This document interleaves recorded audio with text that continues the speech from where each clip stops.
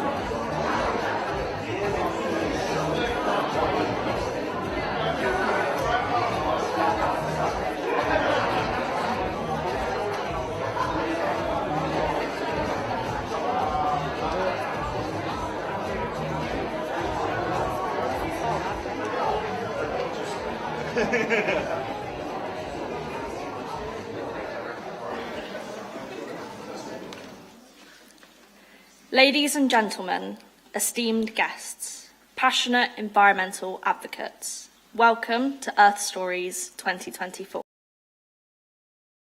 I'd like to ask everybody to put their phones on silent so that we don't have any disruptions during the showcasing of our award-winning films tonight. And I would like to introduce our Vice-Chancellor of Keele University, Professor Trevor McMillan, to open for us tonight.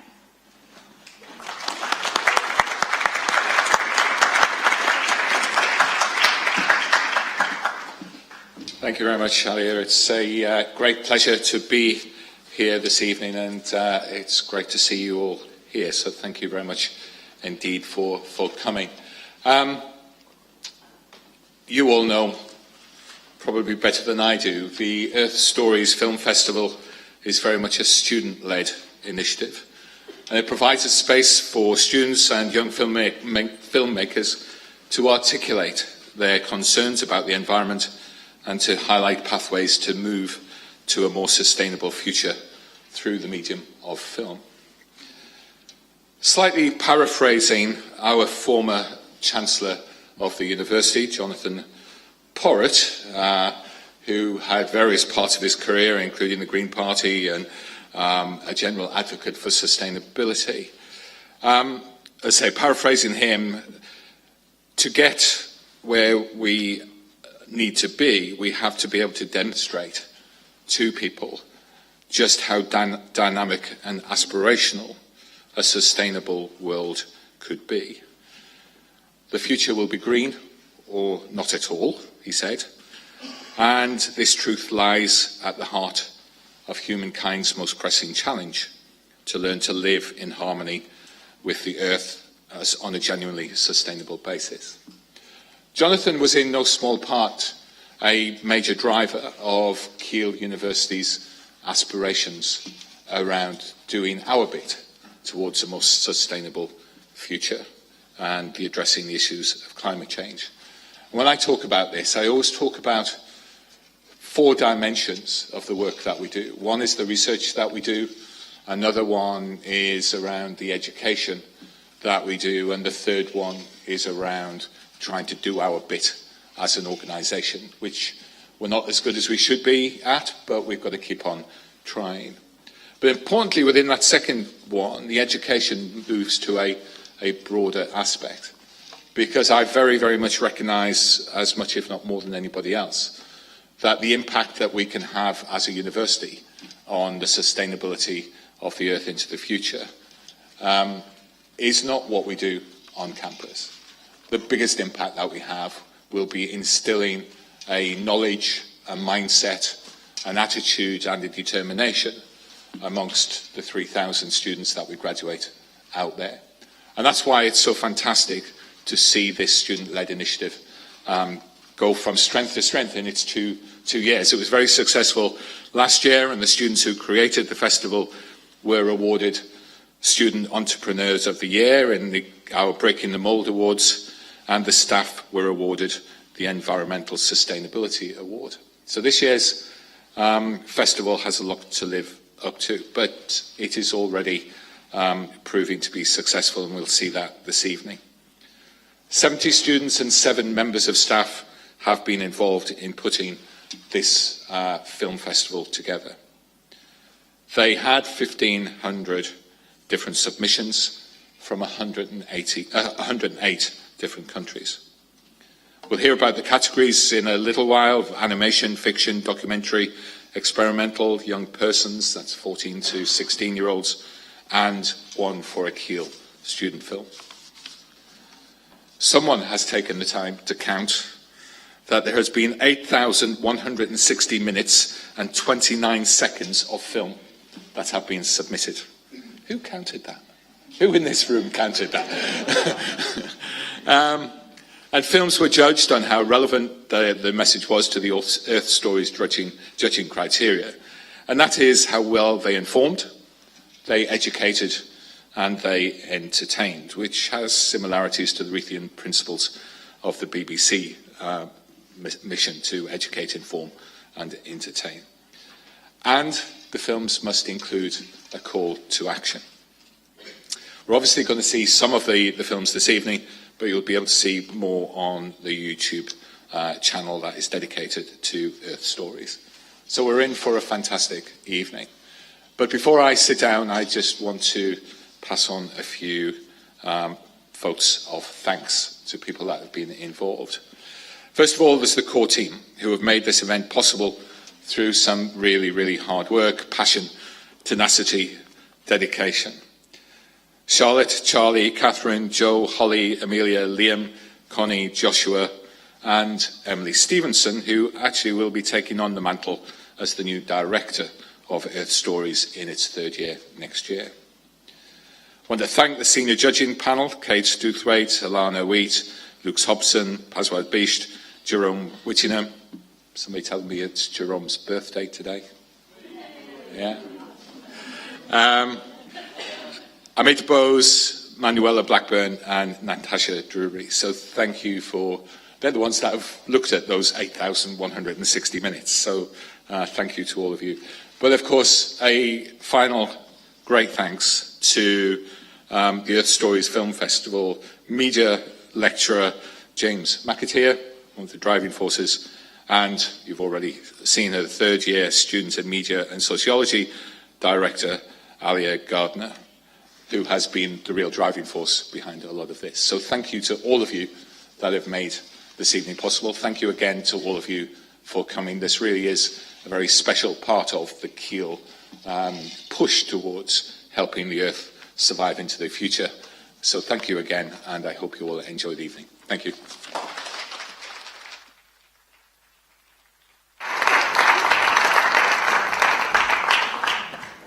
Thank you, Trevor, for that wonderful opening. It's been amazing to see Earth Stories grow and develop so much in just 2 years. And it is with great excitement that we gather here tonight to celebrate the power of storytelling and the commitment of young people from around the world working towards a more sustainable future. As we embark on this cinematic journey, we are reminded of the incredible impact that storytelling has on our communities.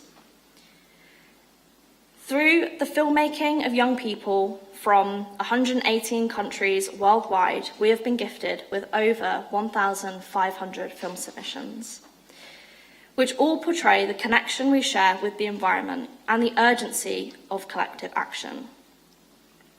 I'm sure you will agree that Earth Stories is a beacon of hope, providing a platform for young voices across the globe, advocating for change, inspiring action, sparking conversations that we hope resonate far beyond this theatre tonight. Each film we share tonight highlights our interconnectedness with the natural world and our responsibility to protect our Earth. In the face of environmental challenge, we have called for change, using the power of storytelling to engage communities to reconnect with nature and to reimagine our relationship with the planet. Tonight, we celebrate the storytellers, the filmmakers, the change makers, and the inspiring stories that highlight the path towards a more sustainable future. Across 6 categories, we will reveal the brilliance of our young filmmakers, whose narratives inform, educate, entertain, and provide a call to collective action. We want to say a huge thank you to everyone who has been involved in Earth Stories, from the judges to the filmmakers, and of course the core team. None of this could have been made possible without your passion and dedication. Finally, we want to thank you for joining us here this evening.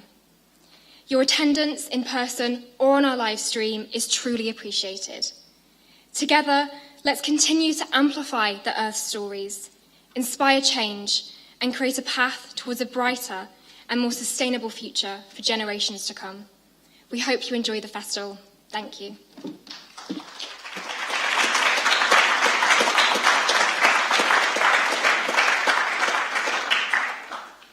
Now please welcome to the stage Liam Salmon, a member of our core team and one of your hosts tonight, as we begin our exciting cinematic journey.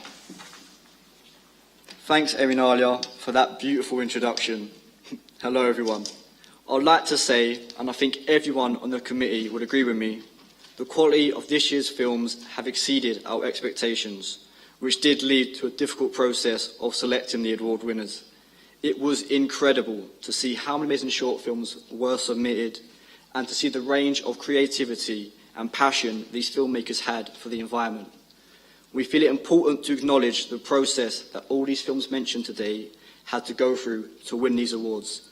Over a 6-month period, all submissions went through multiple stages of being judged, resulting in only a select number being put through. After careful deliberation, we have selected our award winners. There are 6 prizes, £100 each for best films in each category. With that being said, I will now introduce our first category, which is animation. Animation is a method of photographing successive drawings, models, or even puppets to create an illusion of movements in a sequence. Because our eyes can only retain an image for approximately 1/10 of a second, when multiple images appear in fast succession, the brain blends them into a single moving image. Animation holds a unique power, one that can evoke emotion, build connections, and tell stories no other medium can. Think of tear-jerking scenes from movies like Up, or the laughter-inducing antics of Tom and Jerry. These animations connect with us, irrespective of age, background, or culture. This category had 420 missions from 108 countries. Tonight's nominees for Best Animation 2024 are Isle of Trashes,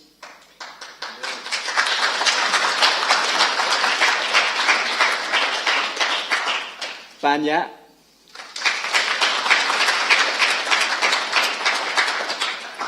Planets Aligned,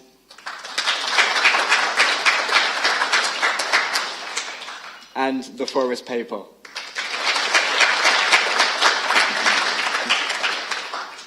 Before we announce our award winners, we'd like to give a special mention to The Planets Aligned, How are you feeling? Well, I'm dying as always. I've had a case of humans for the past couple of thousand years. I preferred it when I had dinosaurs.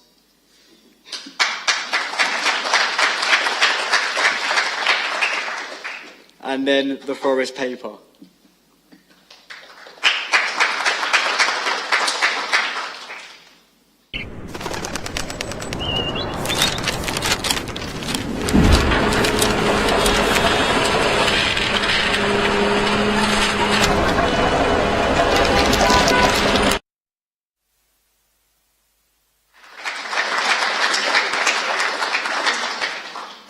To announce the award winners, please welcome to the stage Nick Seeger, Head of School of Humanities at Keele University.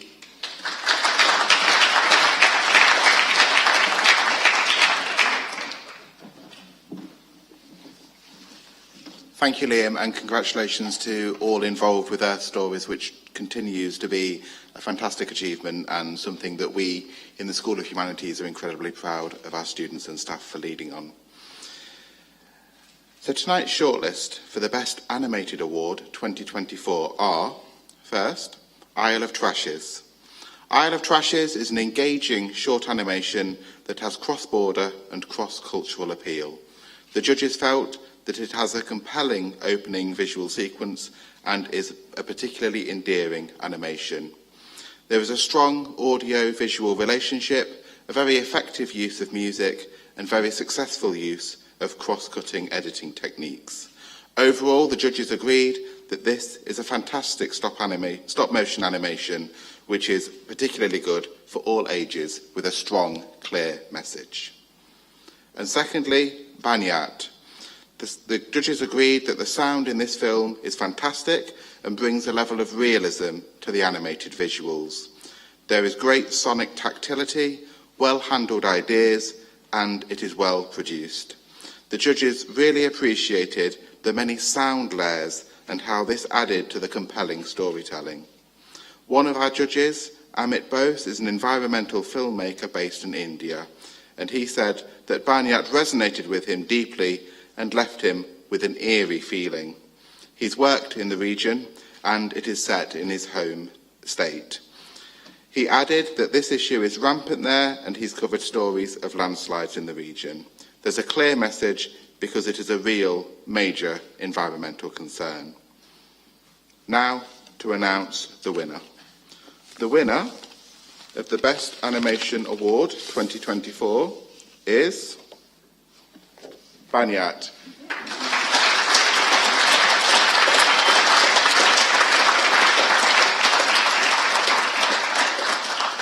And we now have the pleasure of watching it, so please enjoy.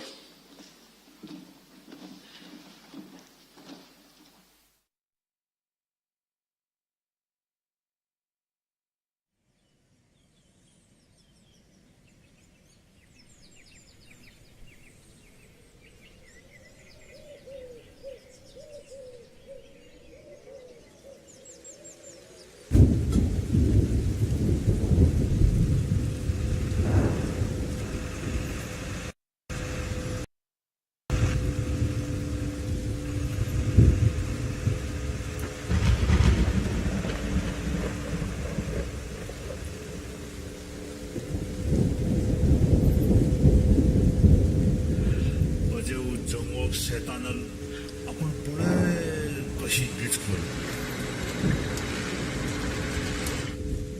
और महक पय याते तू आखिर यार पेट में जा तो मैं तुझे चीरी फाड़ी मेरे खेद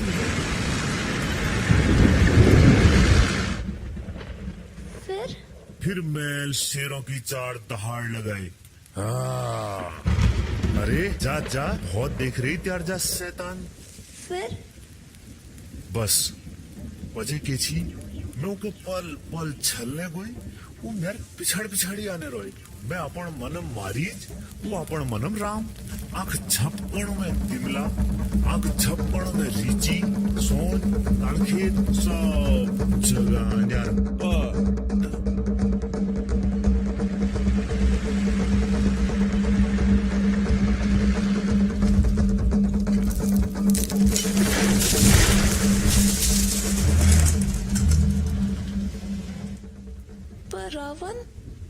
रावण रावण ते एक अपछाण खत्र छी जो माठू भाण्याट जो आगे नहीं और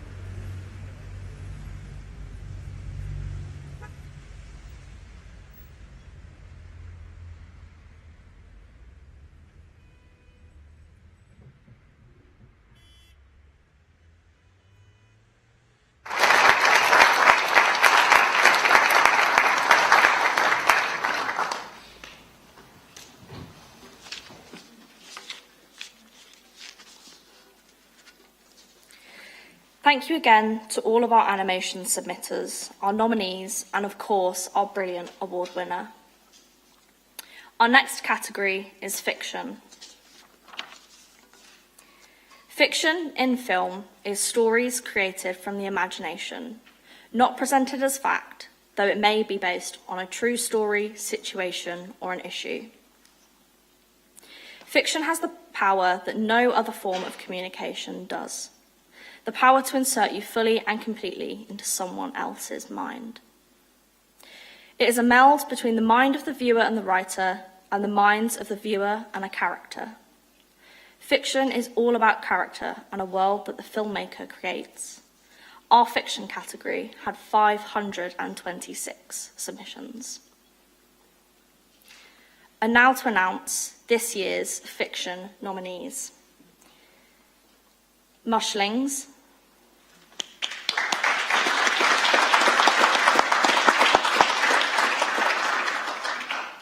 The Blue Stag,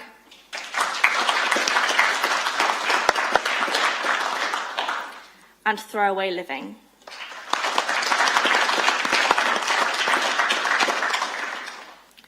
Before we announce our winner, I would like to give a special mention to The Blue Stag.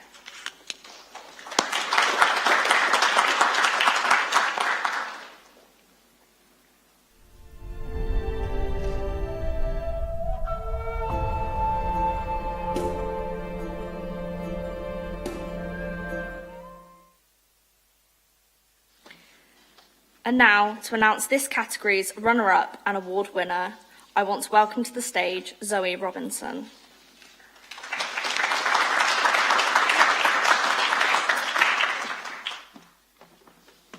Clearly the wrong thing.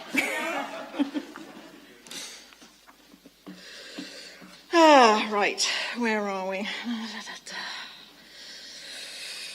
Where are we, in fact? Okay. So, As a professor of sustainability in higher education, my career has all been about the role of universities in trying to catalyse a sustainable future. And I just love this as a way of universities really reaching out into the wider community, both locally and nationally. So thank you. So tonight's shortlist for the Best Animation Award 2000. We're not on animation. Tonight's shortlist for the Best Fiction Awards are two shortlisted films are Throwaway Living. And this short film is stylistically perfect, and the dressing and colouring are tied together well. It contains lots of humour and is clearly a play on current industry propaganda. The judges felt that it challenges the current tropes dominant in the plastics industry and is a timely message for viewers. The excellent sound architecture, which is fundamental to engaging storytelling, is a key factor in this film getting so far in the competition. And then Mushlings. This is an engaging, humorous animation exploring fungi and their unique features, along with the role they play in our environment. The judges agreed that there is a very strong sound-image relationship and excellent use of FX and background atmosphere.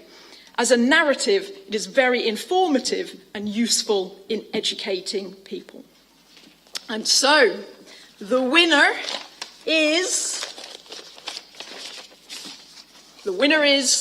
Throwaway Living.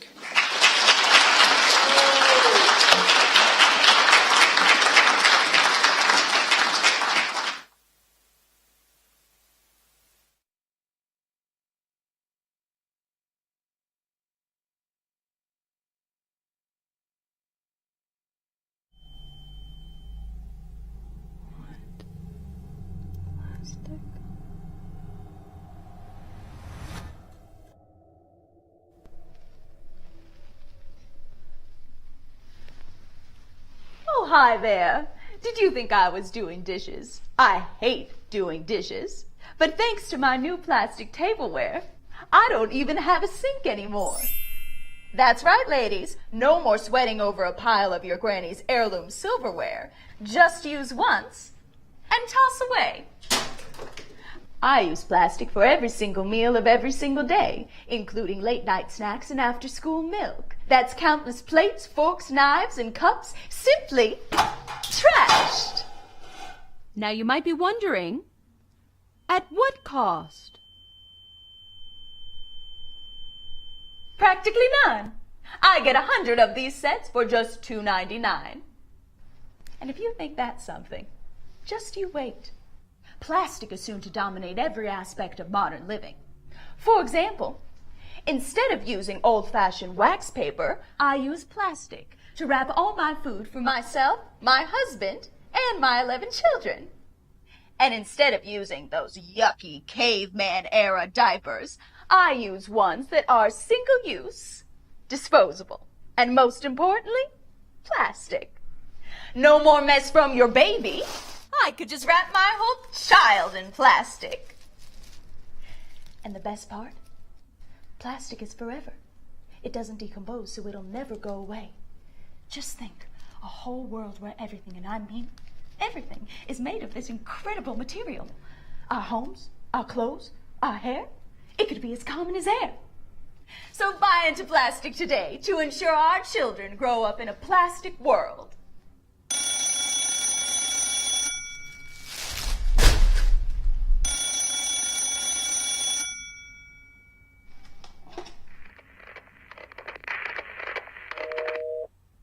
Hello?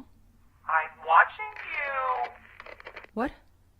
I'm watching you on the telly. The plastics ad. I'm all about this stuff. Had a pesky bug problem, but I sealed up my windows, doors, and vents with cellophane, and it did the trick.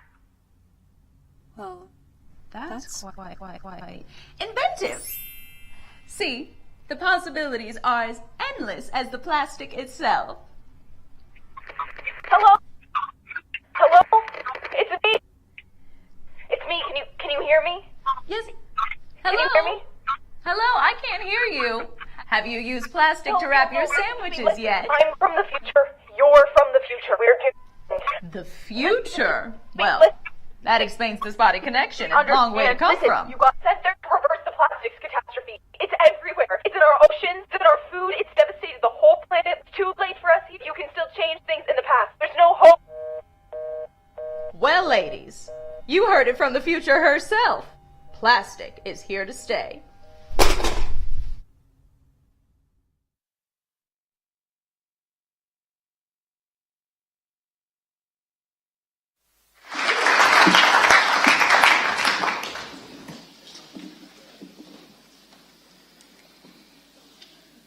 Thank you to everyone who submitted a film in fiction. This category was outstanding in quality. We now move on to our Keele Student Film Award. We created our Keele category to inspire creativity and environmental activism within the students at our university, and to give a chance for them to showcase some of the wonderful films made there and the abundance of talent. I'm now going to hand over to Christian Spellman Miller, our Pro Vice Chancellor, who will announce the award winner. Please welcome Christian onto the stage.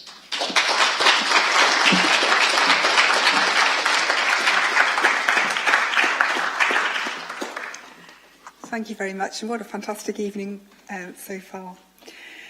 So the Earth Stories team have worked tirelessly over the past 2 years to give agency to students, giving them opportunities to explore an important and sometimes overwhelming subject through the creative medium of film. As we've heard, a dedicated team of 14 students are part of the fabric of the Earth Stories Film Festival. This core team have developed a plethora of skills, from organisational skills and team management to delegation and essential communication skills. These qualities have been applied both within the university and externally with other bodies and organisations. Every student in the core team has had the opportunity to develop these real-world skills and create a meaningful platform for other young people. Across the wider campus, Earth Stories has engaged over 75 student volunteers this year who've worked hard to watch and judge the film submissions over the past 6 months. The team has worked hard alongside the Keele Green Festival to engage wider local audiences, showcasing this year's submission to over 40 people from across the university and local area. Over this past weekend, students from local schools have enjoyed Earth Story submissions across campus as part of the Earth Day celebrations at Keele.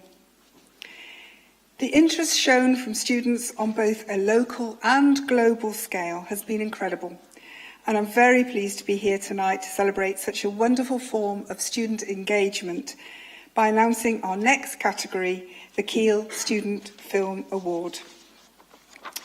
So it's with great pleasure that I announce the winner of the Keele Student Filmmaker Award for Earth Stories 2024. The award goes to, now this is the drum roll moment. Oh yes, very good, it's coming, to Wake Up, directed by Maria Conlon. Congratulations.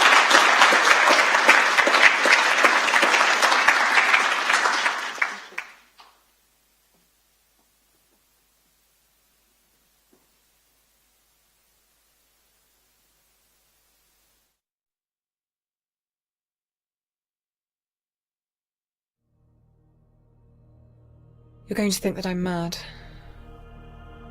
Why would I think you're mad, Ebony? Because I fell asleep in a world that I knew, and awoke in one that I didn't. There was the cold breath of winter amongst the trees. The sunlight, almost silver. Yet the world held me safe, warm, as if I was a part of it, and it a part of me. The aged lines on my palms, like the round wrinkles of the trees, and the lightning in the sky the same as the vein from my finger to my heart.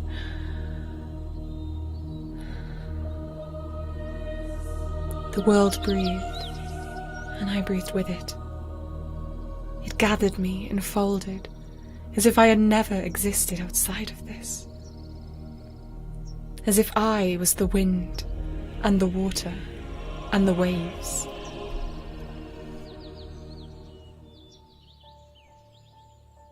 As if I could feel the very heartbeat of the earth, quickening. The pulse of excitement the same, like the beat of my feet on its skin as I run, and the air with the scent of it, crackling. The coming of a storm, the coming of rebellion against the high-rise blocks and the towers and the firms which stand in the place where the trees used to stand. And the air now is black, so they then turn on us, release fumes of their own as the trees they rebel against those, against us, against we who destroyed them.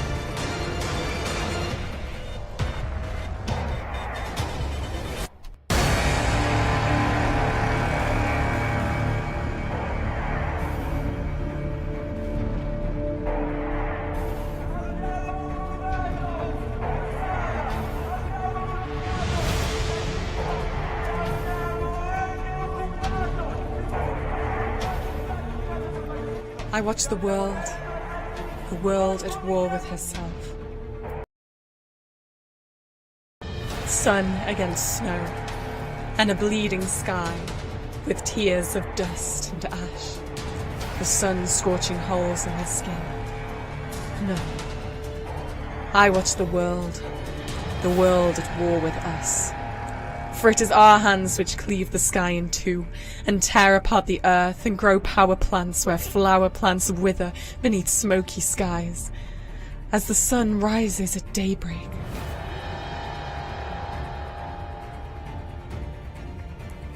A day pronounced broken before it has even begun.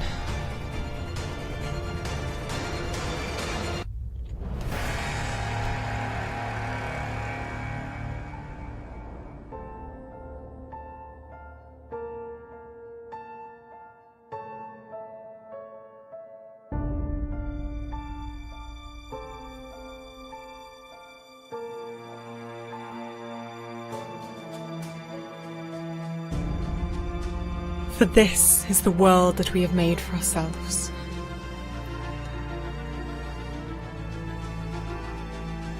Our own patchwork creation of progression.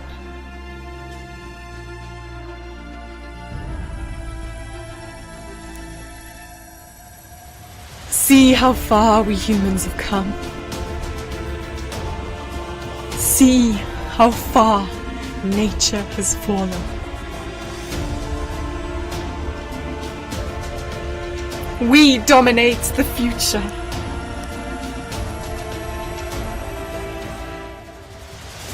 What future? Is this our future?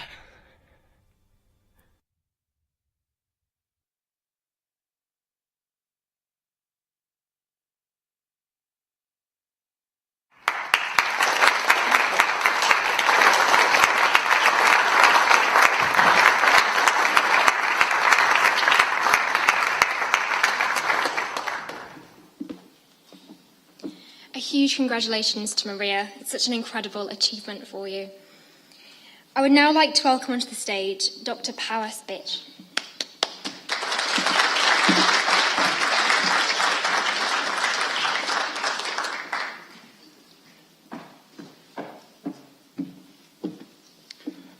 Thank you, Emily.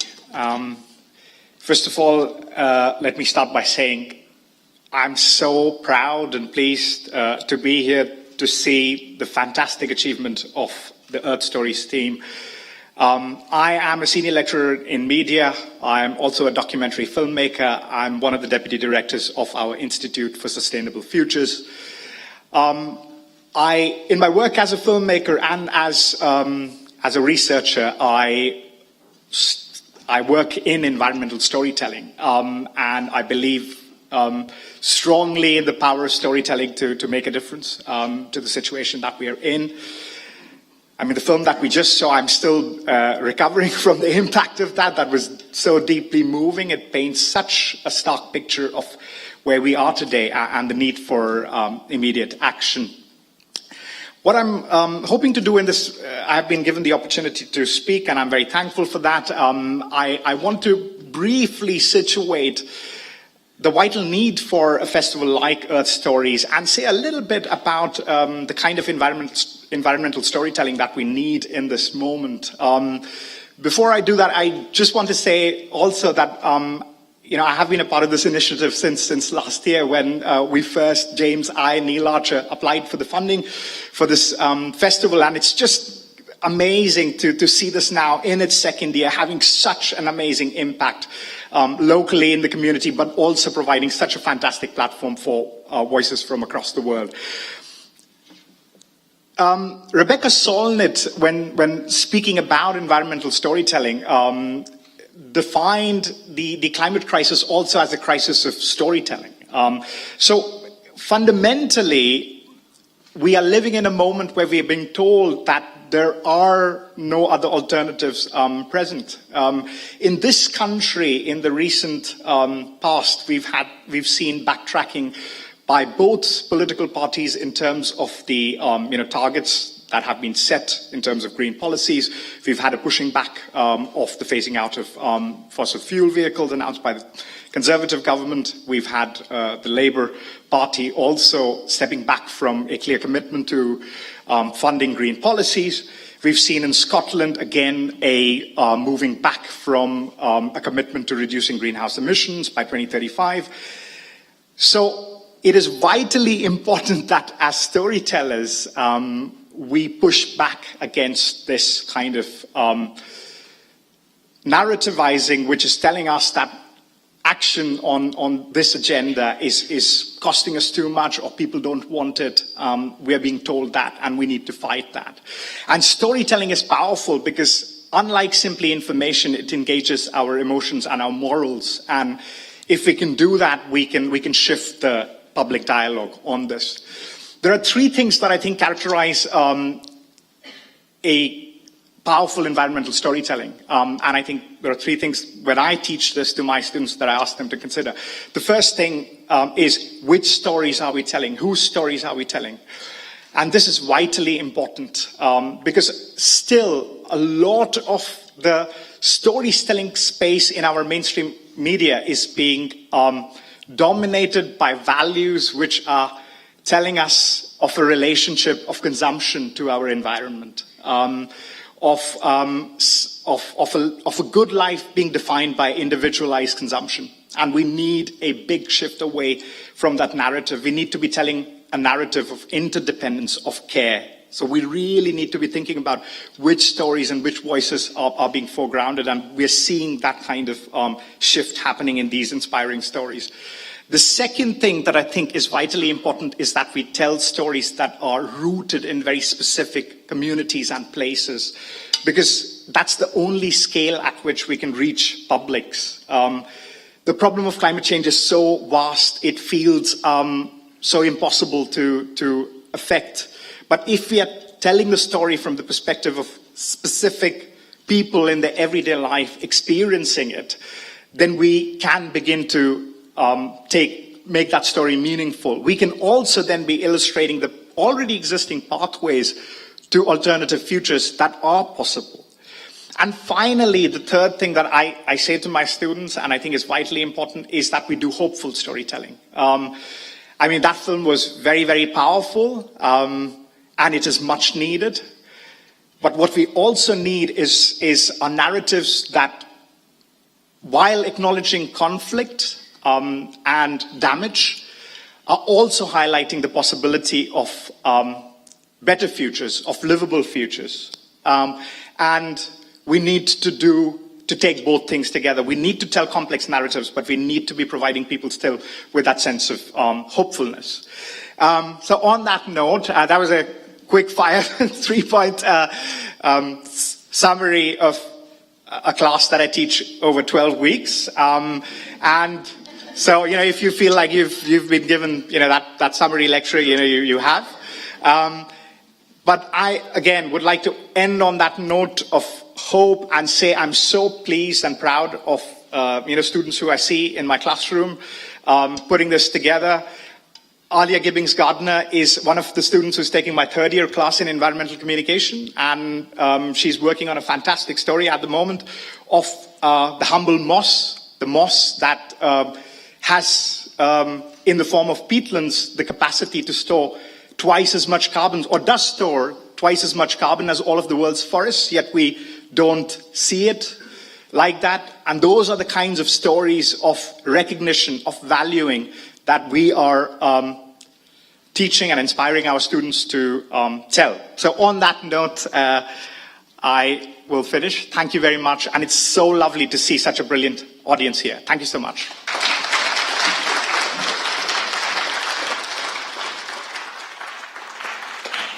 Thank you, Palas. I want to now send a huge congratulations to all of our winners so far. We really hope that you've enjoyed some of the incredible filmmaking talent that we've been able to witness so far tonight. And I also want to take a minute to direct all of you to the QR code on the screen behind me. If you scan this QR code, it'll take you to our link tree where all of our social medias are accessible. And I want to encourage every one of you to follow that link to our YouTube channel. This is where all of our nominated films and some others from the 2024 submissions will be posted on our YouTube channel on Wednesday, the 24th of April. I'd also like to highlight the e-magazine, which has been created by Charlotte, our chief editor, and this is where you'll be able to find more details about our nominated films, the Meet the Earth Stories team, and also our senior judging panel. This will also be available on our link tree on Wednesday, the 24th of April. We're now going to take a short 15-minute break, and afterwards we're going to return to announce the winners of our other 3 categories. So please feel welcome to have a walkabout, grab some food or drink from the cafe bar out by the reception area. And I'll meet you back here in about 15 minutes. Thank you.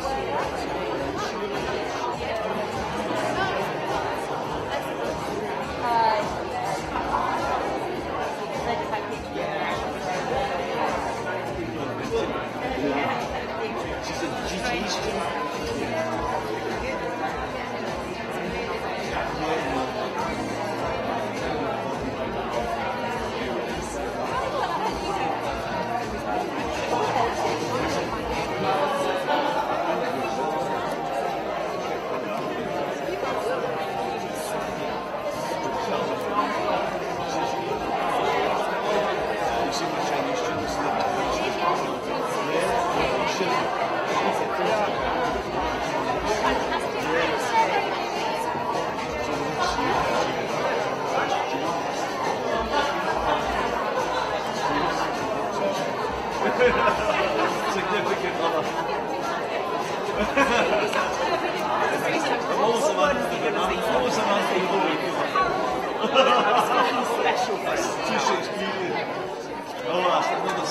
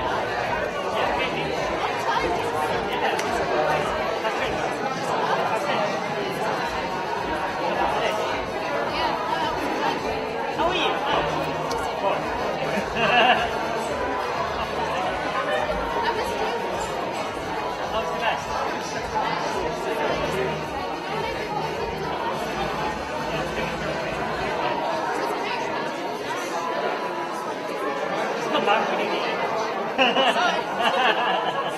gotta go. I'm not coming out. Okay, fair. Media don't get to change.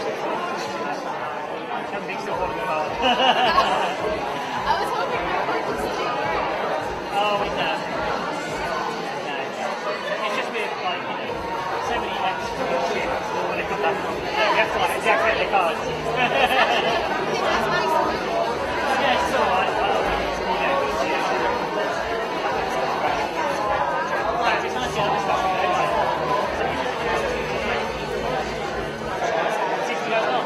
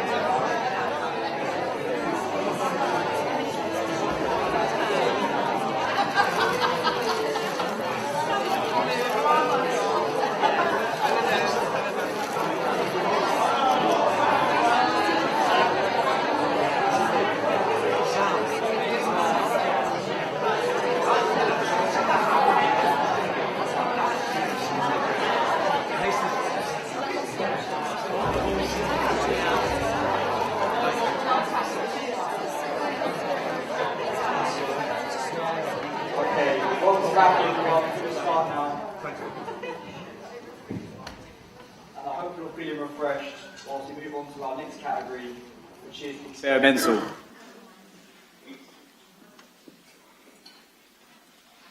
Experimental is a subgenre. Most of our experimental films were made on very low budgets, self-financed or financed through small grants, with a minimal crew or often a crew of only one person. Some critics have argued that much experimental film is no longer in fact experimental, but that it has in fact become a mainstream film genre in itself. This category has had 638 submissions from across the world. Our nominees for Best Experimental Award 2024 are 65p,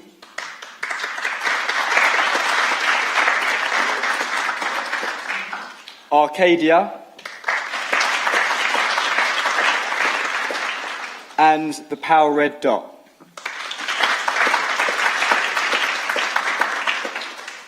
And before we announce our winner, we would like to give a special mention to The Power Red Dot.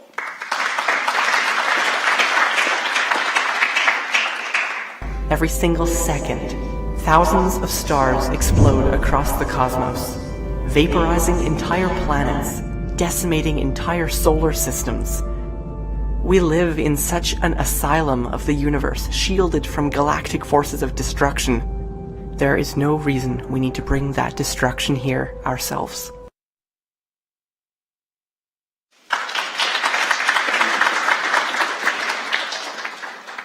Now to announce our category's runners-up and award winner, please welcome to the stage, Cave Doubtwaite. Thank you.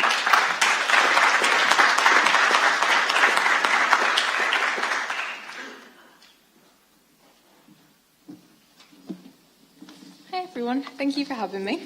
As an Xskill student, I am absolutely honoured to be here to celebrate the creativity and imagination of young people all over the world. I recently went to a climate poetry event at a different university, and one of the key messages that I took away from that was that tackling the climate crisis needs technology and it needs investment, and that does mean at times that it will need men in white suits with lots of money who support our mission, but vitally it needs the arts too, and it needs governments and research councils to fund them, because creative thinking brings about approaches that don't yet exist, and they are the only approaches that can address an unprecedented challenge like ours. I get bogged down in thinking about climate change too, and I'm guilty of asking the question, well, what can I do? But having the opportunity to review all the films that were submitted for Earth Stories inspired me and gave me hope, both that there is an acute awareness among young people of the issue and the desperation that we face, and also that work towards a better future is being done. So without further ado, our shortlisted films for this category are Arcadia and 65p.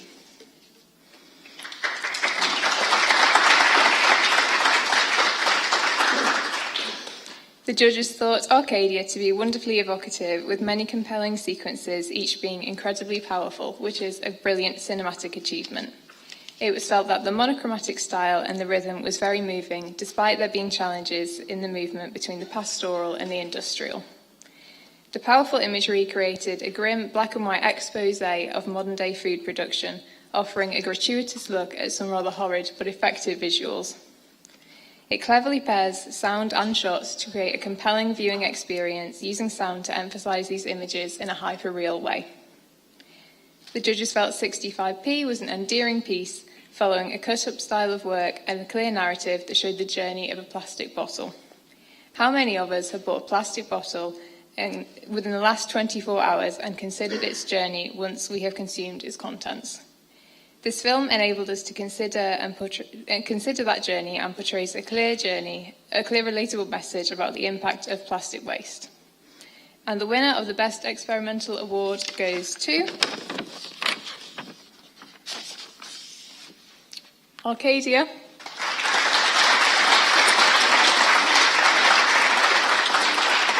I will say the film does contain material that some viewers might find disturbing, especially for younger audiences. So if you need to leave at any point during the showing, please do.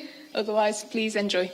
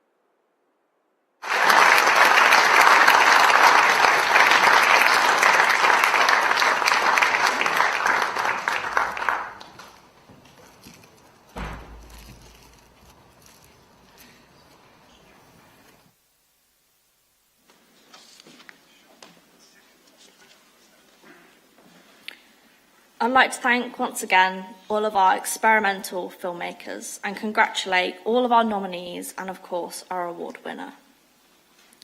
We now move on to the exciting Young Filmmaker category.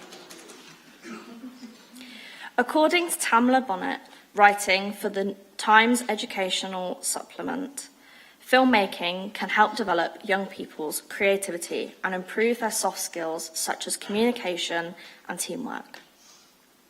Encouraging students to think about what information they want to share on the screen is the first step to getting them to think visually and become filmmakers. When we introduced this category for 14 to 16-year-olds, we didn't expect very many submissions.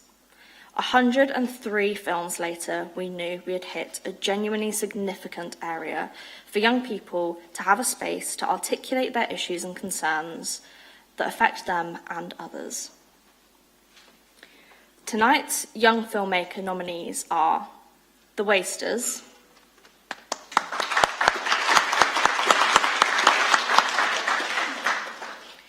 There Was a Cedar Forest,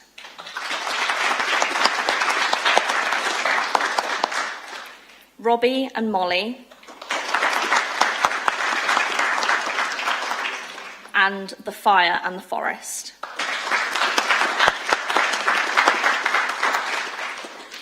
Now, before we announce our winner, we have 2 special mention awards. The Wasters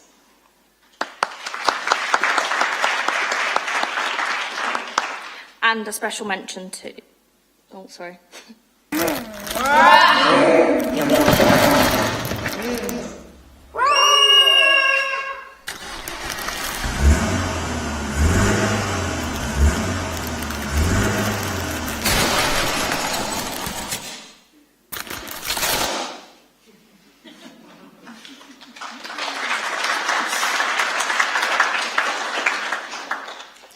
And then a special mention to The Fire and the Forest.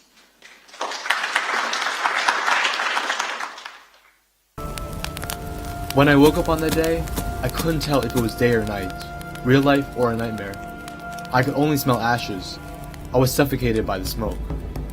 I ran, looking for my family. At some point, I began looking for any signs of life.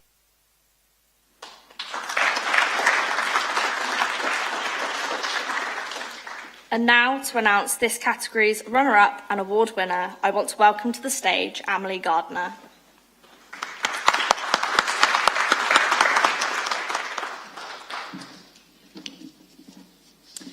There were 2 amazing shortlisted films for this category, the first being There Was a Cedar Forest. The judges thought the cinematography of There Was a Cedar Forest to be incredible and very thought-provoking. It deals with a very specific ecosystem that achieves a lot with very little. The second was Robbie and Molly. This short film is a great example of simple but effective.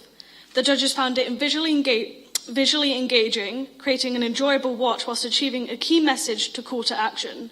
This is a brilliant piece reflecting one of our festival messages, that creativity can be possible even with limited resources. And the winner of the Young Film Award is Robbie and Molly.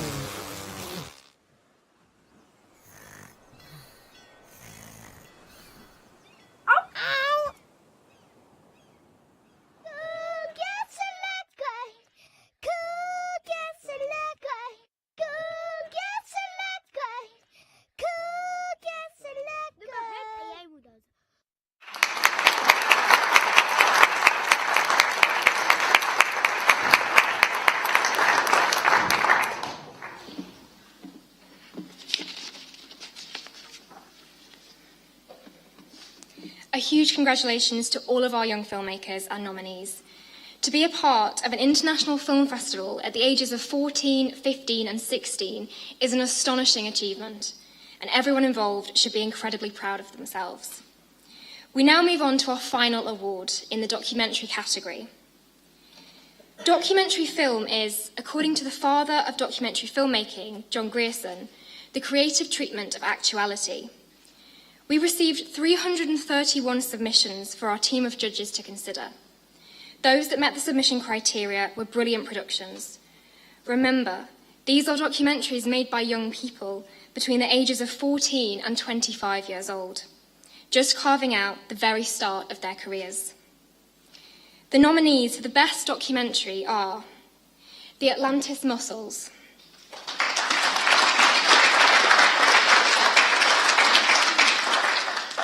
Plastic Pollution,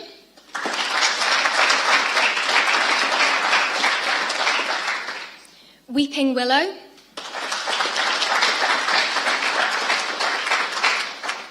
Wild Wonders of a British Garden, and last but not least, Understory.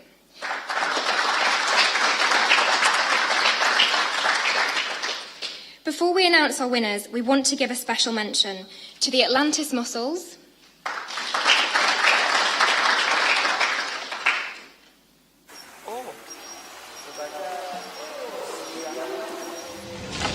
Setahun yang lalu ada teman Bosudin ya, dia nyumbang di sini 90 mobil. Nah kita itu bertahan hanya 6 bulan, nggak nyampe 6 bulan.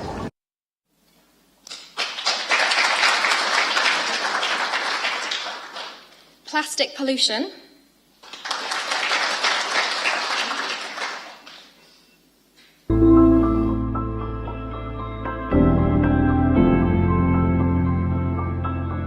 The greatest threat to our planet is the belief that someone else will save it.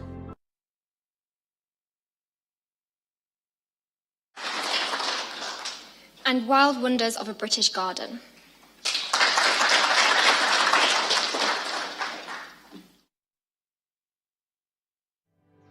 Wildlife faces immense challenges, even here, in the vibrant world of a British garden.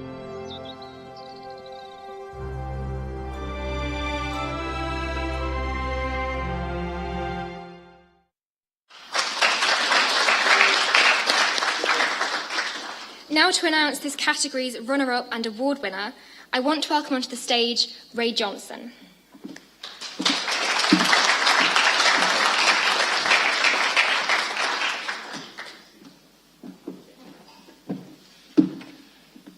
Thank you very much. Good evening.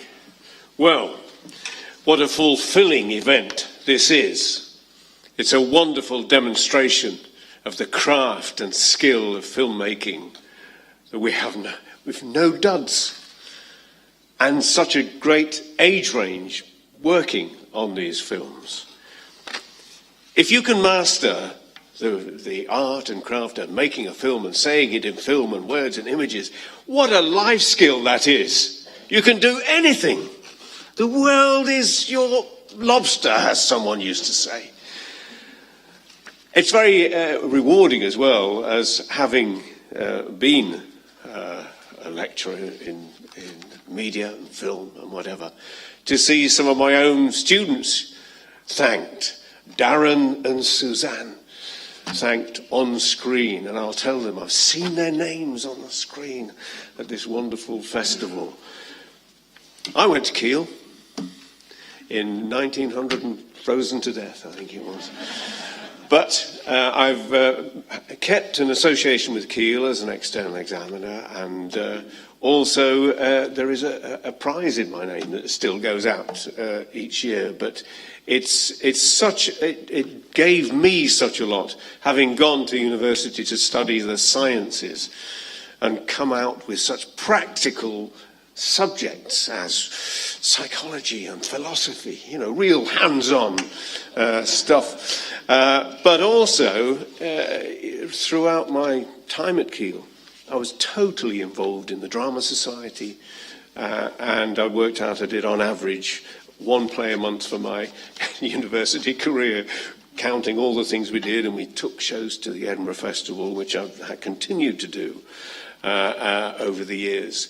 And so that side of it, it was a great release for me to work in that, and the outlook that Keele has. But this is not just about Keele. I am a documentary filmmaker, and to me, for me, filmmaking is a continuum. I'm actually delivering and having screened, on average, 2 to 3 substantial, 40 minutes to 1 hour documentaries each month go out. I also supply the media, and if you look on Sky on Monday night, there's a nice documentary going out that I've got several produced sequences in on Sky History. So I'm constantly working, and I'm a juggler, because basically you have several projects at the same time. So if you have succeeded and made a film you've enjoyed making and been fulfilled in that way, keep making films, keep on doing it, and it doesn't matter that you haven't finished this one, you can start another one. Learn how to organize, learn to be a juggler, really, with your talents, and manage your time, and that's one of the skills of filmmaking. You just do it. It has to be delivered on time. You get there. So I'm a great believer. I am also a great believer in archive and the depth that there is in filmmaking. I'm director of the Staffordshire Film Archive, which creates all the filmmaking in this county, going back over a century and a third in the content. But I'm also a trustee of the Media Archive for Central England. That is all the counties across the middle of the country, and we curate their TV production, cinema production, individual films, and so on.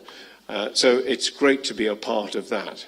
And if some of these messages, we've got such important messages, but to know that these messages have been addressed before, these, and it's nice. Well, it's not. I don't want to. Didn't want to use the word nice, but it is engaging to see how other people have given that message, because it's not just what you're showing and what you're saying. It's how you're doing it, because a film isn't a lecture. It's not a PowerPoint thing. You're not just telling people. You're showing and getting people engaged in a full and a fulfilling way. So you tell stories, you put out issues. You always must have a message. We've seen some great messages tonight. And a film has to have its narrative. It has to work overall, but also it has to work moment by moment. It has to do both things, moment by moment, and each moment is just part of the structure. And we've had some absolutely terrific moments on this screen this evening. I mean, it's mind-blowing that what you've seen in such a short time this evening. And that's part of the skill of the people, the organisers of this event. And we must congratulate them, I think, for all they've done, and for pulling this off. It's a great skill to pull things off, and for them to work, and people will go away with ideas and images and talk about it, and so it goes on.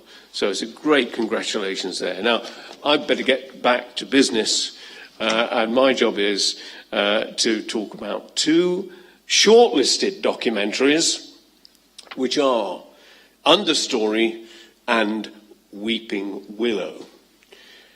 Understory.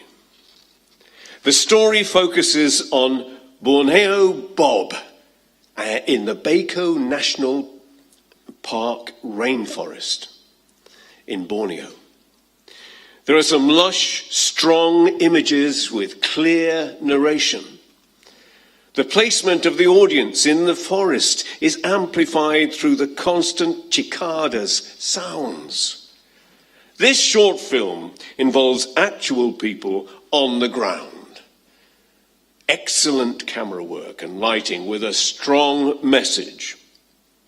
The judges thought it had a beautiful emotional tone and a powerful interconnection between humans and nature.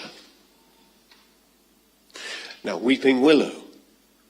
This film documents the devastating Willow Project in Alaska and explores the impact that oil spills and drilling 200 wells is currently having and will have on our environment in the future. It's an incredibly educational film that uses a compilation of clips and mix of audio, making it engaging, along with a good balance of information and encapsulating visuals. And the winner for the Best Documentary Award 2024 is Understory.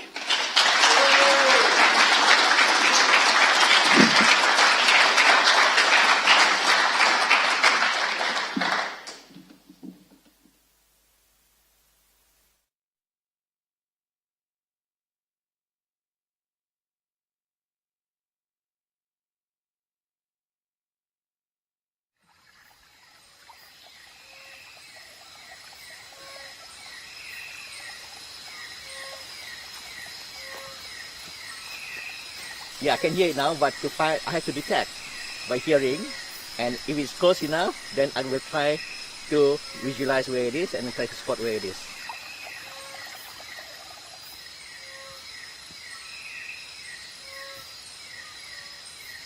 That this is a Luna moth, which I have never seen in this region for the past 10 years. My name is Bob Zakaria, also known as Borneo Bob, and I am a tour guide.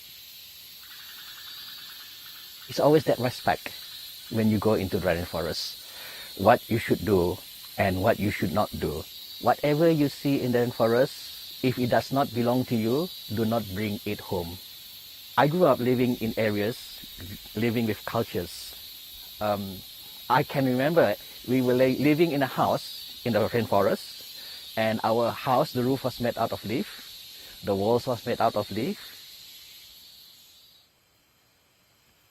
I was connected to the spiritual of the park and my village. Because my soul, when I was young, I was over there. I already started over there. So my soul, is with the park.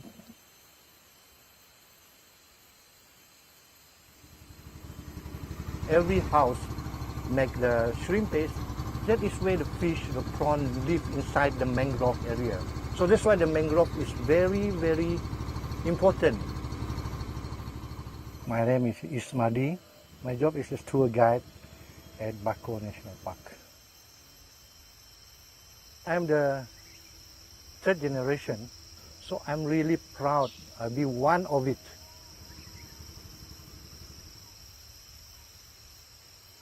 I think what has always been unique about these communities is that traditionally they live with the land. The protectors of the rainforest, the true protectors of the rainforest, because they are the ones that live in the rainforest. They are the ones that knows the rainforest better than anyone else. Why is it this way? Why is the culture like that? Because there's an intrinsic link with the rainforest. And traditional lifestyle was completely dependent on the health of the forest. If the forest died, then they'd probably start to die. My name is Cynthia Chin, and I work for WWF Malaysia. I think that the main frustration is we've forgotten that we are part of the ecosystem. We've forgotten to live with the earth. And I think that that's going to kill us.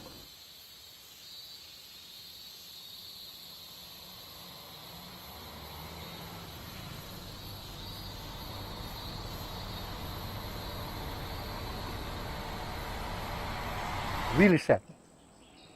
And sometimes I feel that I want to quit as a guide because nobody hear the guide, what we told, what we want. I was burnt out, and I took about 9 months off of conservation, and that taught me one very valuable thing, is that I don't want to give up.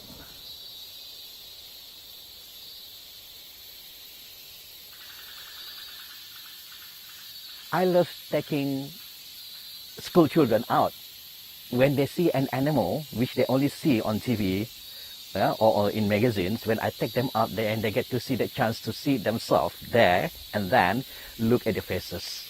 You kind of see their eyes kind of go, oh, you know, small but important. You're planting seeds and you hope that they grow.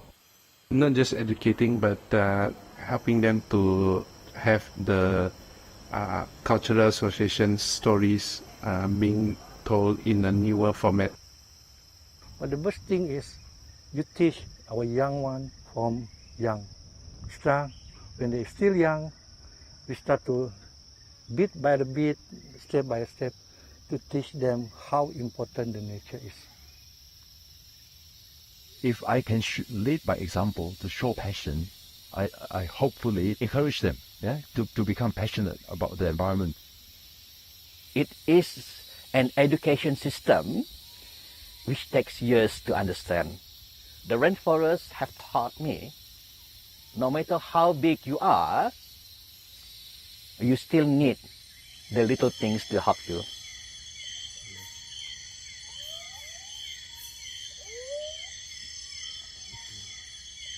The truth is, rainforests worldwide will be destroyed sooner or later if people do not stand together to make sure that the rainforests will be there forever for generations to come.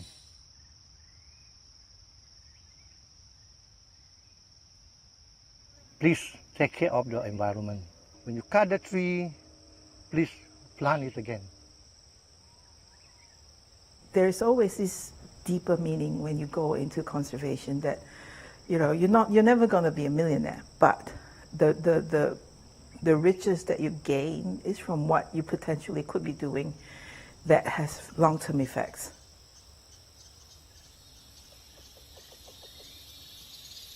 It's not about reaching the end. It's about what you see before reaching the end. Take life easy. Don't run through it. You see more, you enjoy life more by walking slowly.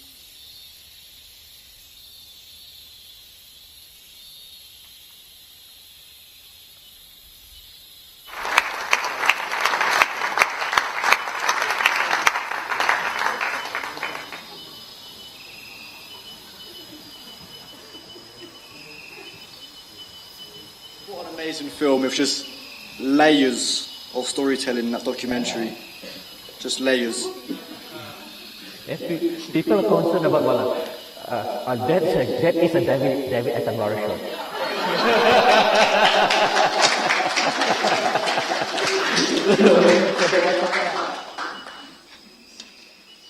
I'd like to just congratulate all the nominees of this film festival, especially these ones on the category, but just to all the filmmakers that did submit to this film festival, because without you, this is not possible, and I do hope to see many more amazing submitted films next year.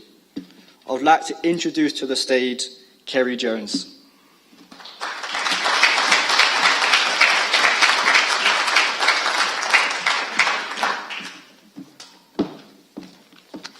Hello everyone, I'm Kerry Jones. I'm the Development Manager for Arts and Public Engagement at Keele University. I'm really overwhelmed to be invited here tonight to say a few words. What an amazing evening we had. I don't know how I can speak after some of these films, so I hope people will be inspired to go and watch more from Wednesday, I think. So my words. In a fast-paced world where we are constantly bombarded with information and distractions, it is crucial to have events like the Earth Stories Film Festival that capture our attention and remind us of the beauty and fragility of our planet. Through film, this festival platforms stories by young voices, from across the globe. They inspire, educate, and sow the seeds of thinking towards a sense of responsibility within us. Films have a power to shape our thoughts and emotions. As we have experienced this evening, they can transport us to different worlds, introduce us to diverse cultures, and shed a light on different perspectives, fears, and challenges. These films not only entertain but also act as a catalyst for change. They shed light on environmental issues such as climate change, deforestation, pollution, and the loss of biodiversity. Earth Stories Film Festivals brings together a community of like-minded people. It offers a space for dialogue, collaboration, and the exchange of ideas. The festival can be a catalyst and a meeting point for filmmakers, environmentalists, scientists, policymakers, and concerned citizens who share a common goal: to protect and preserve the planet. The impact of this festival, of course, extends beyond the duration of the event today. The films shared here have the power to spark conversations, inspire change, and drive action long after this festival ends. It is an important platform that the team are working energetically to expand and develop. I think you will agree that what has been achieved in just a couple of years is phenomenal, but for the festival to grow, we need to create connections, to generate support, to spark ideas with new partners. We need more local young people in the city and across North Staffordshire to know about this opportunity, to feel like they can make and submit new films, share their thinking on sustainability, and be part of this fantastic space that amplifies the voices of young people across the globe. We are extremely lucky and grateful to Keele alumnus Chris Ensor and his wife Val Ensor, who experienced Earth Stories last year and felt so energised by what they had witnessed that they came forward and offered a gift. This means that Earth Stories can begin to develop a programme of opportunities for young people in the local area to be part of the 2025 festival. The philanthropic gift will make an impact in enabling us to bring the Earth Stories into the local community. So, what we really need after this event tonight is for you to think about how this evening has made you feel. Think about how you might be able to be involved into the future of the festival. Are you working with young people already, and would you like to know more about how they can get involved? Would you like to share some of the films as a starting point for discussion? Do you see any synergies between this and a project you are working on already? Or has it sparked an idea tonight that you would like to explore further? Are you able to support in other meaningful ways? Might you like to sponsor an award category or make a donation to the future of the festival?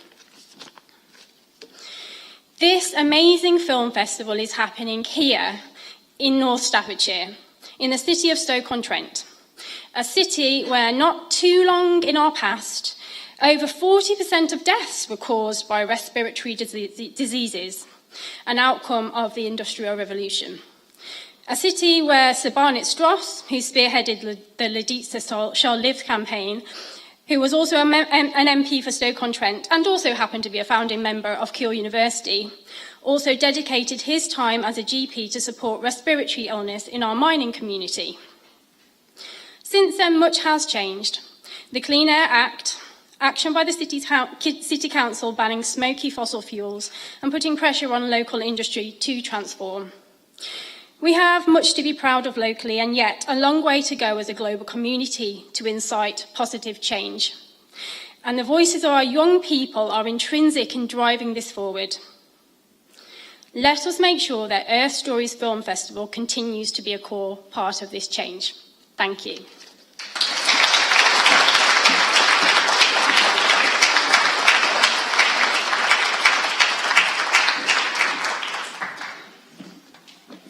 Thank you, Carrie. It has been a joy to see so many of you here today. And while we have seen many clips from our nominees throughout the night, unfortunately, we could not share all of our fantastic film submissions with you.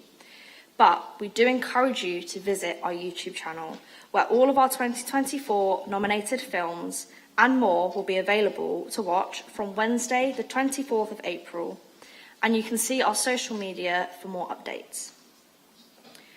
Earth Stories is only in its second year, and it's wonderful to see that there is a significant appetite for environmental storytelling, both internationally and locally.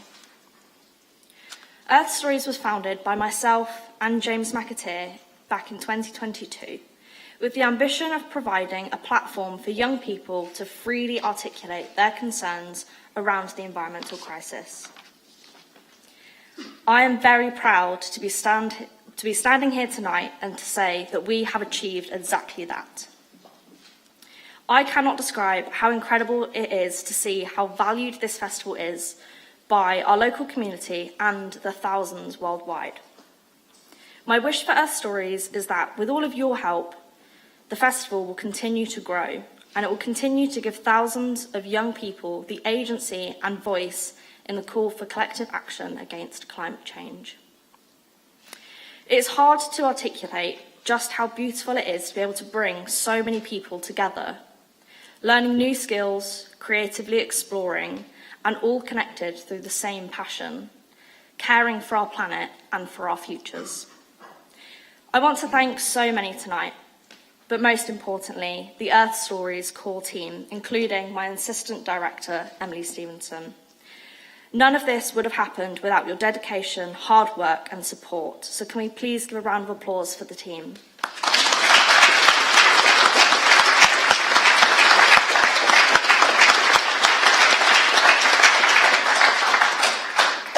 And secondly, James McAteer, who is our supporting staff member and founder of the festival. We would not be stood here tonight if it wasn't for you, so I cannot thank you enough for everything that you do for Earth Stories. Could you please give James a round of applause?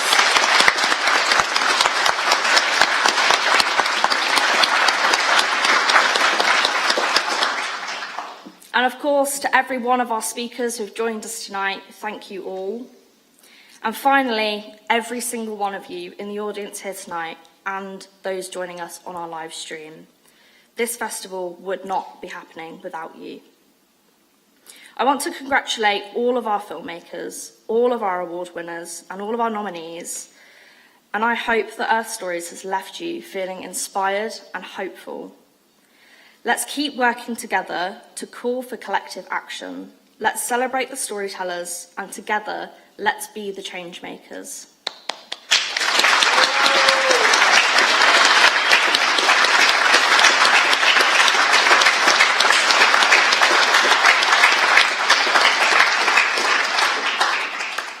Thank you, Alia, for that lovely closing speech. Before we leave this evening, there is one last thing that we would like to do. Over the past 2 years, Alia has worked tirelessly with such passion, commitment, and generosity of her own time. When we talk to people about Earth Stories, they often forget that we're studying for our degrees or our masters, and that in actual fact, we have little spare time. Alia has done something unique and unexpected. With her own determination, James's confidence in her ability, and the support of the core team, she has helped to embed something very special and very significant into the fabric of Keele. She has created a team who have founded a platform on which over 4,000 young people have been able to freely express their feelings. How many people that graduate from university can say that? Fortunately, Alia won't be leaving us this year, but will be staying on to do her masters and will be fulfilling the role of community coordinator, which will develop our connections in the local area. Alia doesn't know this, but we have created something very special for her to cherish for many years to come.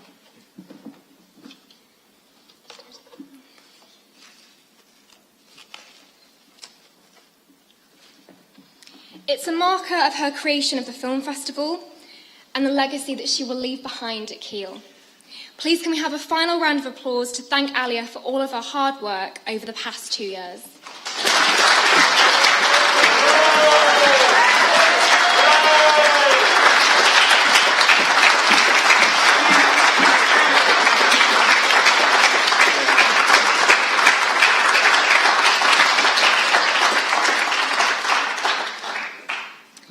Without audiences, there is no film. On behalf of the Earth Stories team, thank you for being here tonight. Thank you for supporting us and our filmmakers around the world. Thank you and good night.